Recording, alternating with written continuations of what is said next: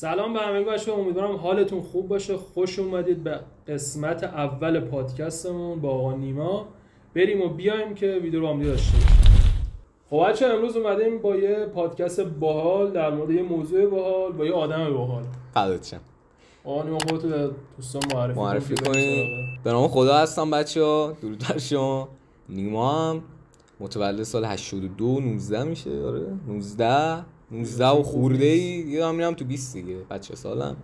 متولد تهرانم و علاقه‌مند به حیطه‌های هنر، موزیک، هر چیزی که هنریه، فوتوگرافی، باریستایی، شغلم فلان اینا و در خدمتم. فداتشم. خیلی معرفی زیبایی.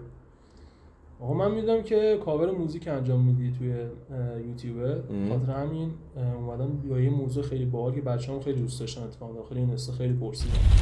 آقا اولین سوالی که کلا خیلی‌ها میپرسن اینه که آقا فرق کاور کردن با همون اسکی کردن خودمون چیه؟ تو ایران خیلی‌ها میگن مثلا فلان موزیک اسکی از فلان موزیک خارجی. آره. ببین کاور کردن موزیک کلا این مقوله‌ایه که خیلی توضیح راجبش زیاده. یکی مثلا میاد میگه که ذهنیت‌های مختلفی راجبش وجود داره دیگه. یکی مثلا کاور کردن رو میاد تقلید کردن از یه موزیک میدونه. یکی کاور کردن رو خوندن اون موزیک به یه حالت دیگه میدونه. حالا هر کی با ذهنیتی. من حالت دومی رو ترجیح میدم و دوستش دارم. چرا؟ چون که مثلا یکی با یه استایلی، با یه صدایی، با یه مدل خوندنی، با یه اکسنتی میاد یه موزیکی رو میخونه، ولی تو میای با همون ملودی، با همون متنی که اون داره خودتون رو بازخوانی میکنی.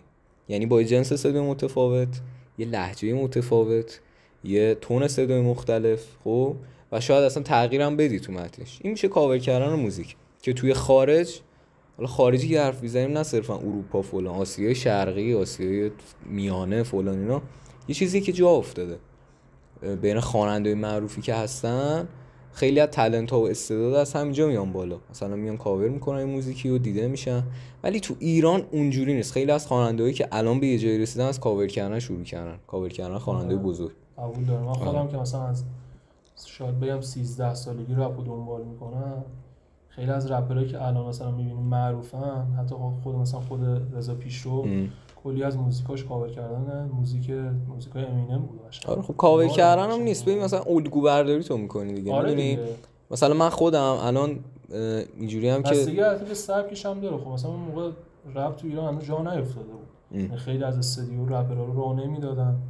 خیلی از جا مثلا با رپرها مشکل داشتن، اصلا نمیذاشتن بیان موزیک ضبط کنن. آره. دیگه رپ داره به این داستانم که طرف مثلا خیلیشون پولدار نبودن که استودیو داشته باشن. یه سریشون پولدار بودن داشتن، ولی خب یه سریشون خب استودیو نداشتن، استودیو خونه که بخوام موزیک ضبط کنن. سر هم مثلا میرفتن داخل لپتاپ یا داخل مثلا کامپیوتر قدیمی که قبلا بود خیلی بزرگ. آره. میرفتن 2 ساعت مثلا یه موزیکو دانلود می‌کردن، مثلا میآوردن روی اون بیت مثلا همون موزیکو ایرانیش می‌کردن میومدن می‌خوندن. خیلی اصلا حضور ذهن ندارم کدوم آهنگاسته یا خود مثلا زد بازی این کاری کرده، خود رضا پیشرو این کاری کرده. خب آقا میریم سال دقیقاً سال 1384 بود فکر کنم. من یه موزیک گوش دادم که کلا کاور بود، یعنی از 0 تا 100ش از بیت و کلا متن و همه چیش کلا کاور بود. حتی کاور موزیک هم همون کاوری بود که خواننده خارج استفاده کرده. ولی خب میگم دقیقاً حضور ذهن ندارم کدوم موزیک بود و کدوم خواننده بود، ولی میگم خیلی عادی بود اون موقع. کلا خیلی از رپرها این کارو میکردن. میگم نظر خودت چیه کلا درباره سبک‌های مختلفی که میان کاور میکنن موزیکو؟ ببین میگم ذهنیت‌های مختلفی واقعا وجود داره. بعد من خودم کاور کردن اصلا مقوله بدی نمیدونم، به شرط اینکه به زمینه پیشرفت توی خوانندگی، توی ملودی زدن. میدونی مثلا من آرتیست‌های مختلفی رو میام موزیکاشون رو کاور میکنم، الهام میگیرم ازشون. مثلا یه آرتیست خارجی کاور میکنم، توی لحظه کاور کردن میفهمم که او چه نکته‌ای داشت کاور کردن این. باید مثلا اینجا این تحریر رو میزدم، باید اینجا اینجوری گیتار میزدم. میدونی؟ یا یه آرتیست ایرانی میام کاور میکنم، یه چیز دیگه میفهمم که بعدها که به زودی مثلا قرار خودم اگه یه روزی ترک بدم قرار از اون استفاده کنم. چرا؟ چون اون یارو موفق بوده که من کاورش کردم. موفق نمیشه که موزیکش نمیگرفت. بعد کلا مثلا این ذهنیت‌ها میگم بعضیا کلا ذهنیتشون اینجوریه که به زور میخوام بگن که نه تو داری اشتباه میکنی فلان میکنی. دقیقاً اون ذهنیت هست که مهراد حرف باحالی میزنه، میگه تو اگه لاتاری ببری خب همه میگن وای تو چقدر خفنی لاتاری بردی خوشحال برو عشق کن با پولش فلان، ولی اگه پول اون لاتاریه رو خودت به دست بیاری میزنن تو سرت. هیچکی قرار نیست اونجوری حمایتت کنه بگه ایول فلان اینا، ولی لاتاریه رو میبری همه میگن وای تو چقدر خفنی اینا. این دقیقاً داستانش همون جوریه، تو داری خودت به دست میاری به زمینه اون، یهو با یه پول گنده نرفتی یه موزیک ببندی که حالا بخواد پول اسپانسر بدی هیچ فلان اینا، داری از صفر شروع میکنی برسی به یه صدی که به طب فکر البته هستش که مثلا حالا توی رپ اینو میگم، حالا سبکای دیگه رو من حقیقتش اطلاع ندارم که کامیونیتی طرفداراش چطوریه. کلا توی رپ اینطوریه که مثلا هر کسی خیلی میترکونه دیگه، مثلا توقع دارن کسی که تازه میاد شروع میکنه دیگه به اون حد مثلا خفن نیست یا درجه یک نیست، که در حالی که اشتباهه، مثلا ربطی به میزان فالوور و نمیدونم میزان ویونا نداره. درسته خب اون که موزیکش گرفته قطعا کارش خوب بوده، موزیکش گرفته یه المانی تو موزیکش بوده که گرفته دیگه، ولی خب اونی هم که شروع میکنن به هر حال از همه کسایی که الان معروف شدن از یه جایی شروع کردن دیگه. دلیل نمیشه چون طرف تازه کارو بخوای مسخرهش بکنی یا بگی مثلا طرف نباید بیاد دیگه موزیک بخونه، این چیه مثلا این چه موزیکی بود. این طرز فکر کلا اشتباهه دیگه، قبول ندارم این طرز فکر. سوال بعدی یا نه؟ سوال بعدی بچه.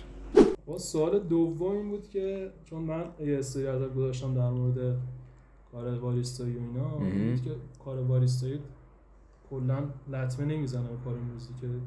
نه ببین آخه من خودم مثلا یه داستانی از خودم تعریف کنم. من مثلا اینجوری بودم که الان ترم 2 دانشگاه هم دیگه 2 سال پیش که سال 12 بودم، سال آخری چیزام بود کامپیوتر.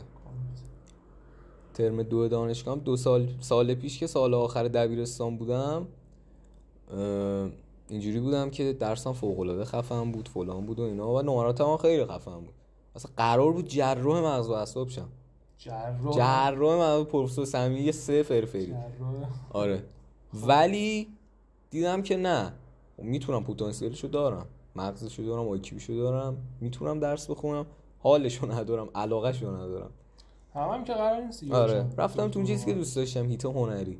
حالا میگم الان نگه هندل کردن این که بخوام همزمان ویدیوی یوتیوب بدم و باریستا، چون میدونی باریستا یه جوریه که اصلا وقت نشستن هم نداری. حالا از دور خیلی قشنگه، یارو نشسته با قهوه داره کار میکنه، اون میری داخلش از دور داری میبینی یکی که پشت دستگاه داره قهوه میزنه لت آرت میزنه اینا، ولی آره ولی نزدیکش که میشی واقعا کار سختیه. میدونی مثلا تو بخوای از دون قهوه گرفته بفهمی چجوری میکسش کنی، چجوری قهوه ایدئال بگیری، حالا توی محیط کارت کلی ممکنه جنگ اعصاب به وجود بیاد مثل همه کارا. روزا هست که اصلا من میام کافه جای نشستن نیست بیرون نه داخل. حالا مثلا یکی اونجا به قول تو جای نشستن نیست، یارو نشسته منتظر سفارششه، اونی که داره سفارش میزنه خیلی سختشه. میدونی حالا مثلا من به عنوان کسی که زیادی داره خراب بشه بعد یادت نره مثلا 20 نفر میان سفارش میدن تو یاد بمونی کیو باید اول بزنی. یه چیزی هم هست که اشتباه بزنی طرف امکان داره کلا دیگه اون کافه کلا نه. آره نه آخه یه چیزی هم هست یه قوری هم بزنم خدمت بچهای عزیز. بابا میرید کافه خدا وکیلی، حالا کافه های گنده مثلا پرسنل زیاد داره اوکی، ولی مثلا کافه های کوچولو میرید 2-3 نفر یه نفر مثلا من توشم دستگاه 2 تا سوراخ داره خدا یارو میاد 10 تا اسپرسو 10 تا کارامل ماکیاتو سفارش میده، بعد مثلا اینجوری زول میزنه تو چشت، بعد مثلا تو کلا 2 تا سوراخ داره دستگاه، هر کدومم باید مثلا 40 ثانیه طول میکشه قهوه بگیره، اینم 10 تا سفارش شده حداقل باید یه رو وایسه، هر یه دقیقه یه دقیقه داداش سفارش من داداش سفارش من. بعد میشه داداش آماده شه زنگو میزنم، میره بیرون میشینه 10 تاش آماده میشه، حالا زنگو میزنی کابل میگیره نمیاد تو، منتظر وایسه که تو واسمون ببری. خیلی بده یعنی واقعا. یه چیز دیگه من اتفاقا دیدم خیلی بده، اون طرف میاد داخل میشینه قهوه‌شو میخوره پا میشه میره، نه استکان جمع میکنه نه نمیدونم آشغالشو میندازه، نه اینقدر سخته بگیرن. حالا به اینا عادت کردم، به اینکه مشتری درک کنه خیلی حال میده. مثلا بعضی‌ها میان لته سفارش میدن، مثلا لت هارت براش میزنم، یکی میگه به بچه قشنگ بده ببرم، بعد یکی میاد میگه داداش شکر داری، جلو چشم هم میزنه. بابا شکر بگی ببر بیرون هم بزن جلو چشم. یه سری چیزا عجیبه ولی خب باش کنار اومدیم دیگه ما باریستا. ولی خب هم نزنید. ولی خب آقا من یه پیشنهاد میتونم بکنم بهت. پیشنهاد میتونیم بکنی؟ بکنم پیشنهاد بکن پیشنهاد. یه موزیک کلاسیک به خاطر این سیبیلا بزن. به خاطر اون سیبیلا؟ به خاطر ریشات هم باید سیبیلا و به خاطر موهای. اوه واجب شد پس. یه کلاسیک میکروفون منو بگیر براتون موزیک کلاسیک بزنم. کلاسیک فارسی بزنم دیگه. بخونم. کاپون میلاد اول پشت صحنه کاپون تو کاور گیتار اینجوری تر که عوامل پشت صحنه قرار بود تو ویدیو باشه. دست عوامل اومد داچ. خب آهنگ تنهایی از نصر دوستش دارم. بهم سر بزن امشب خود آسمونو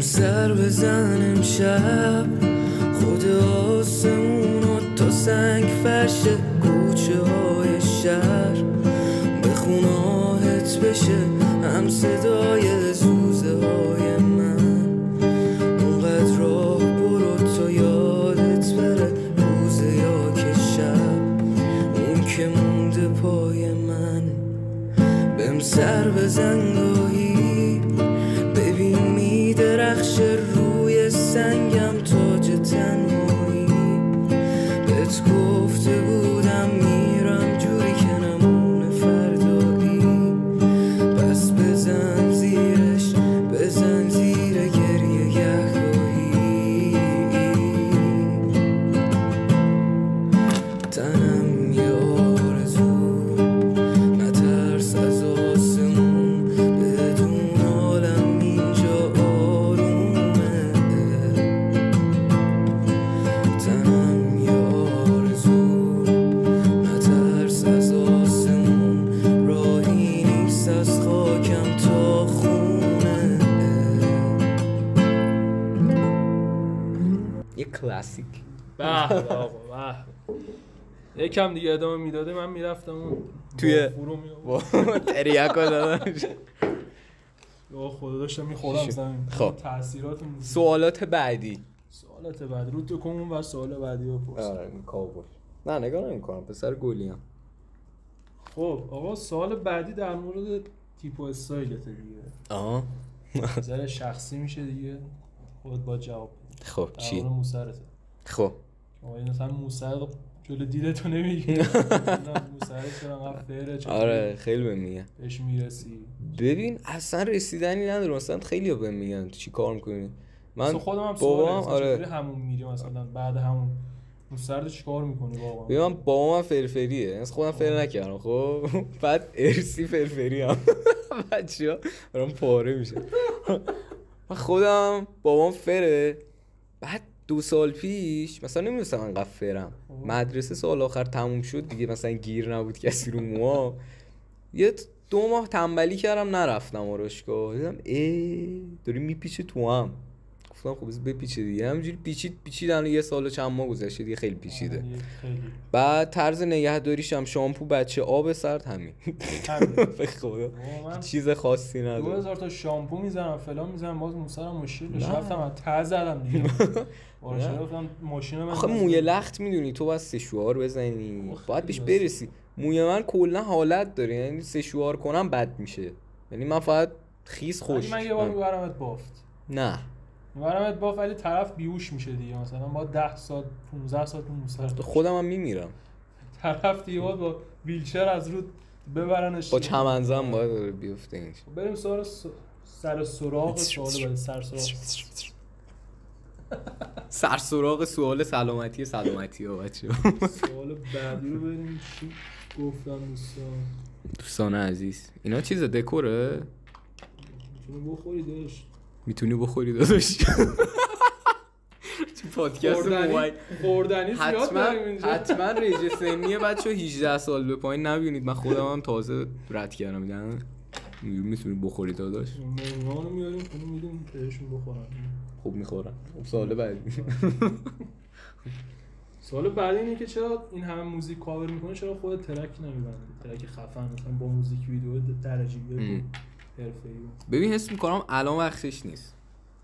میدونی چون الان هنوزم به اون استایلی که میخوام نرسیدم.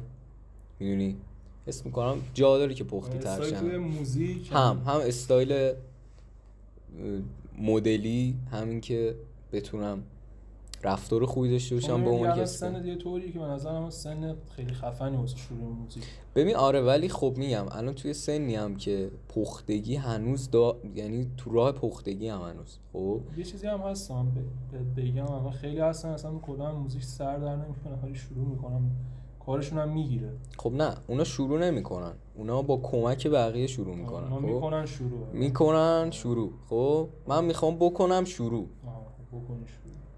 این ویدیو رو دوباره ما دوباره شروع کردن صحبت نمی‌کنیم. ولی خب آره موزیک دوست دارم. من خودم اینجوریم که دوست دارم ملودی. آره من خودم اینجوریم دوست دارم ملودی کار، متن کار، همه چی خودم باشه. بعد اینجوری که یکی حتما ور دلم باشه رو نیستم. اینجوری این صدای اینجوری میشه بچه‌ها رو میدونن به چی دارم میخندن. یه سوژه دیدم. آقا داستان چیه میخندین؟ اون بگید ادامه یه چیز جالبی. اینا رو کات نکن. آره والله اصلا بچه این دستای منو ببین، دستای باریستا کندون مکانیکی بوده. یه کوئسشن آخر سوال بعدی که ببینیم جنبندی. سوال بعدی اینه که من میخوام یه سری سوال خودم ازت بپرسم. اصلا میخوام جریمه‌ام بذارم حالا که اینطوری شد. داداش ما بیگناهیم به اول فصل. به خدا میخوام تمام پولاتو جریمه مالیه، همه چی داخلشه دیگه. میتونی دیگه یه جور دیگه هم حساب کنی اگه میخواد. جور دیگه هم داداش جور دیگه هم من حساب میکنم. دخل ندارید اینجا، منو پشت دخلی بردم. خواهش من همه جا کارام میشه. خب بگو ببینیم چی جریمه. آقا من یه سه تا سوال میخوام بپرسم که اولیش در مورد یک حرفی، مثلا یک کلمه بهت میگم، خب تو یه حرف مثلا در موردشون توضیح بده. تو یه حرف توضیح بدم؟ آره چه جوری؟ آره من بهت میگم خیالت راحت. خب مثلا میگم موزیک، خب تو یه کلمه در مورد موزیک بگو. آها اوکی گرفتم. حسمو میگم. حالا همین اولیشو میگم یه موزیک. کل موزیک نه فقط گیتار بگیم. مثلا من فقط گیتار میزنم. فرکانس. جواب سکسو بره بیش از اندازه. نه فرکانس نه به معنی فرکانس موسیقی، مثلا هر چیزی ارتعاشی داره دیگه. نظر خودت دیگه. در مورد ورزش، حالا من نمیدونم ورزش میکنی یا نه، من خودم ورزشکارم، میخوام نظرتو بدم. خوبه ولی خوب. چی بگم؟ بعدیش در مورد دوده، کلا هر چیزی که مربوط به دود میشه، سیگار میشه، کثافت زباله. نمیخوام بگم سوبر فلان اینا، ولی من خودم مثلا جزو اون کسایی بودم که داشتم مثلا بهمن میکشیدم جوری میدادم تو، بعد یهو اینجوری بودم که خب چی، ولی خب دوباره انداختم، همون روز نکشیدم 2 ساله. بی دلیلم ترک کردم، مثلا ترک کردم دلیل نداشت. خب در کلمه بعدیم یوتیوبه، میخوام ببینم نظر در مورد کلی یوتیوب چیه. آینده دار. آره. در مورد نظر در مورد اینستا چیه؟ آینده ندار. من خودم کلا هستم یوتیوب خیلی کلا فازش بهتر از اینستا. حالا یه چند تا سوال دیگه ازت میپرسم، اشتباه جواب بدی، اصلا سوال هیچ ربطی به موضوع برنامه نداره، ولی اشتباه جواب بدی جریمه میشه. دست درد نکن. حالا چون اسپانسرم هستم، هم مهمانم هم اسپانسر. دیگه اسپانسر آوردی دیگه، 2 نفرین دیگه، جریمه مالی هم بشین 50-50 با پشت صحنه تقسیم میشه. خب میلاد تو ویدیو نیست کارش میکنه. نه دیگه هست دیگه، جزء کادر، من اسمشو میزنم، کادر اسپانسری، من اسمشو میزنم. ادامه بده. آقا اولین قهرمان، اولین مدال، کلا میگم اولین مدال بوکس ایران تو مسابقات جهانی کی آورد؟ شاهین مهرجو. نه جدی یه سوال آقا من جریمه میکنم. خب نه یه سوالی با بپرسی که من بلد باشم. من من میخوام جریمت کنم. من اولین مدال بوکس مثلا من بگم نوت ششم مثلا اون چی، خب بلدی دیگه مثلا چی بپرسی؟ آخه دیگه رفتی توی جای عجیب. خب یه بار دیگه بگو. من از 3 تا گزینه بهت میگم. خب بگو. هم بین همونا بگو. اولین مدال آور بوکس ایران تو مسابقات جهانی کیه؟ یکیش اولیش احسان روزبهانیه، دومیش دانیال شهبخش، سومیش شاهین موسویه. نگو نرسون کسی. یه دونه حذف می‌کنی عمو. شاهین موسوی رو پاک می‌کنی. شاهین موسوی از قطعاً احسانه. مطمئنی؟ من هیچی نمیگم دیگه. 5 ثانیه بعد فرصت میدم. نظرت هم دیگه نمیتونه بعد از اصلا.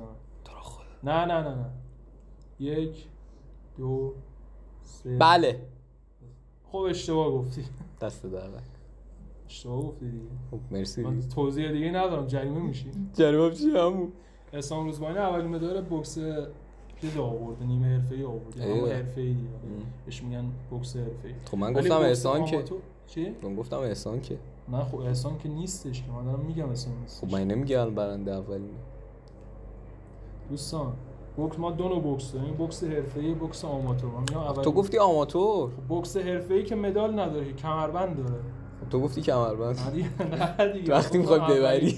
من گفتم اولین مدال بوکس ایران تو مسابقات جهانی کی آورد. نه دیگه گفتی کمربند. حواستم. سوال بعدی. ما بریم سراغ سوال بعدی. سوال بعدی در مورد اینه که کدوم رپر فارسی، حالا من داخل گوشی آوردم، داخل لپتاپ خاموش کردم که بره پیکارش، کدوم رپر فارسی بیشترین کنسرت رو گذاشته؟ 3 تا گزینه بهت میگم. این گزینه اوکی. اولیش بهزاد لیتوه، دومیش کچی بیتسه، سومیش امیر تتلو. بیشترین کنسرت. خب حذفی دارین؟ نه دیگه. تو رو خدا. من این حذف کنم مشخص میشه. خب نه. با این دیگه معلومه دیگه حذف کنم. امیر تتلو خب قاعدتاً خیلی کنسرت گذاشته، ولی لیتو هم خیلی کنسرت گذاشته جدیدن. نمیدونم آمارت تا کیه. من نمیدونم. آمارت اگه تا دیروز باشه مثلا میگم تتلو، ولی نه یعنی دیروز باشه میگم لیتو، چون تو این یه ماه اخیر 7-8 تا کنسرت نمیشونم که بنده خب. ای بابا چه دیکتاتوری قالبا. تتلو نیست. آقا نرسون. کی نه دارم میگم تتلو نیست حاجی. نرسون آقا. 1 تتلو نباشه که 3 4 بهزاد لیتو 5 لیتو انتخابت لیتو مطمئن؟ لیتو بگم آره درست گفت. شانس اما رسوندن. کی رسون آقا؟ کسی رسون؟ اصلا کسی از پشت نه بهزاد لیتو واقعا بیشترین کنسرت رپرهای فارسی داره. اوکی 3 برابر امیر تتلو کنسرت گذاشته. باور نشه. آره. سوال آخرم هم که میریم توی هیته هنر خارج به قول خودت. گروه موزیکی که بیشترین کنسرت رو تو دنیا گذاشته و کنسرتاش هم مثلا تو یه جای خاص نبوده، یعنی کل دنیا کنسرت گذاشته. متالیکا. این بده. مثلا بازی‌ها رو بگم. یه دوره موسیقیه دیگه بلدم با. حالا من میخوام جریمت کنم. ای بازی برگشت. خب بس مثلا اول جریمات انتخاب بکن. خب من یه ببین 3 تا سوال پرسیدی، من یه دونه‌شو اشتباه گفتم. جریمه میشی. جریمه حائز میشه. خب بگو. ببین بین 1 2 3 و 4 انتخاب بکن عدد. ممکنه عوض کنی؟ به هر چی بگم همونه دیگه، نامردی نمی‌کنی که. نه نامردی. من حس می‌کنم مثلا اونی که دلش بخواد. یه لحظه نگاه نکن. آقا من جریمه رو اینجا نوشتم، ترتیبش هم معلومه. اینو به دوربین نشون بده که نگم تعلق کرد. این پاره‌ای، یعنی اینطوری بگم. همش بده؟ پاره همش هزینه‌ایه. دارم میخوام. همش هزینه‌ایه؟ آره. شجاع آدم. تو می‌خوای دوباره با من پادکست بگیری دیگه؟ من نمیدونم. من آقا ببین من جایزه بگیرم اینطوری بهت بگم. بین 1 تا 4 بین 1 تا 4 آره 3. بابا این عجب خرشانسیه. مطمئنی؟ آره 3. من دیگه با این ویدیو نمیگم. تو رو خدا ببینم چی 3 پوچه جریمه نمیشی. بچه‌ها خیلی خوشحالم که این ویدیو رو دیدید. امیدوارم هر جا هستی. خدا وکیلی دیدی؟ نه والا چی بود جریمه؟ جریمه اول بریم گرونترین صبحونه تهران. جریمه دوم 1 رو سرچی میگم گوش بدی. جریمه چهارم گیتار بخری. گیتار بخری برام. من خودم دوست داشتم 2 باشه دو خیلی جذاب میشد. دو انقدر جذاب میشد که نگو. خب خدا رو شکر بچه‌ها خیلی خوشحالم. من آسودم. خب واسه جریمه می‌کنی آره. خب بذار منو 4 تا گزینه پس بنویسم. بچه‌ها یه برنامه ببینید. خب بچه‌ها این لیست جریمه‌ای که من دارم هیچ کدومش مالی نیست. جریمه بس می‌خوای بکنی. خیلی هم قشنگ و زیباست. باید بکنی یا جریمه می‌خوای بکنی. خب بین 1 تا 3 یه عدد بگو سلطان. من از سوال بپرسی جریمه چرا من با جریمه بشم؟ چون که دیگه باختیم نتونستی منو جریمه کنی. از جریمه می‌خوای بکنی. الان یه سوال میپرسم اگه اشتباه بگید باید انتخاب کنی. میخوای بگم باشه الان یه چی میگم نتونی جواب بدی دیگه. نوت بیا نه حرف نه ساده میگم حرف ام در جلوی آکوردها به چه معنا می باشد؟ 1 ماژور، 2 مینور، 3 دیمینیش مینور.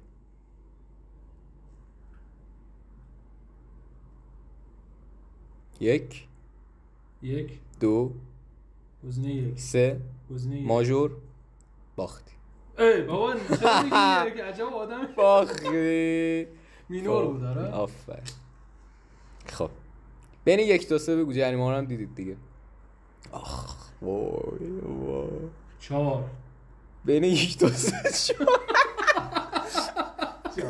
یاد اون یارو افتادم میگه بین 1 تا 1000 عدد بگو حرف 1700 عالی بود.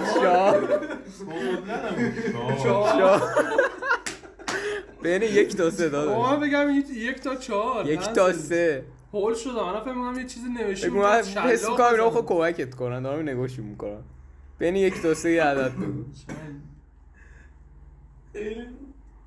بین 1 تا 3 عدد 1 2 3 4 2.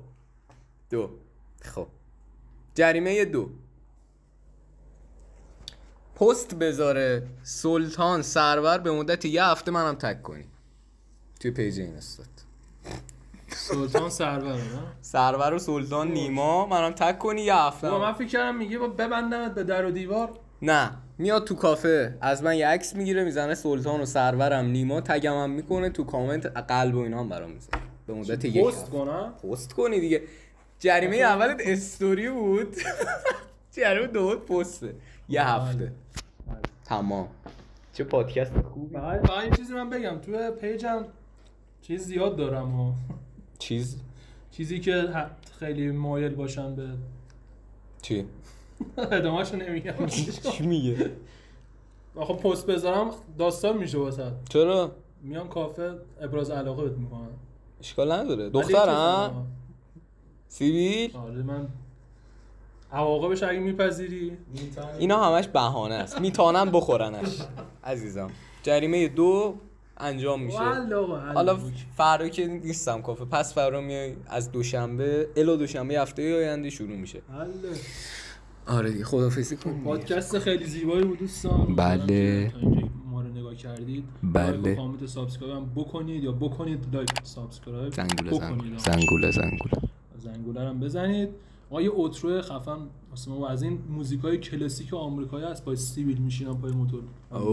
کلاسیک فارسی ولی نه انگلیسی دیگه. فارسی آخه کدوم کلاسیک ایرانی میشینه پشت موتور هالی دیویدسون؟ خب با آهنگ لاستوفاس میتونی بشینی پشت.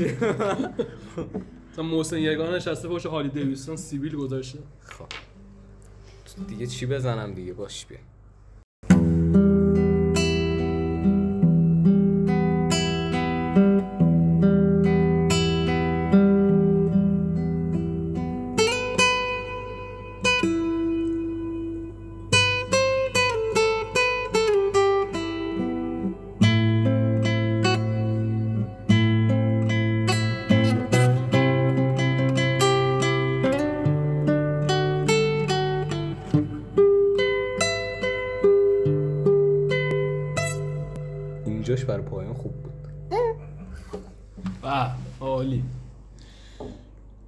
انا هالی دیویسون رو احساس کردم اونجا. اصلا موتورا رو نگاه اونجا. اونجا پارک. بچه‌ها من برم آماده شم که این میخواد پست بذاره عکس اینا بگیر. خداحافظ. خوب آماده شو. عکس.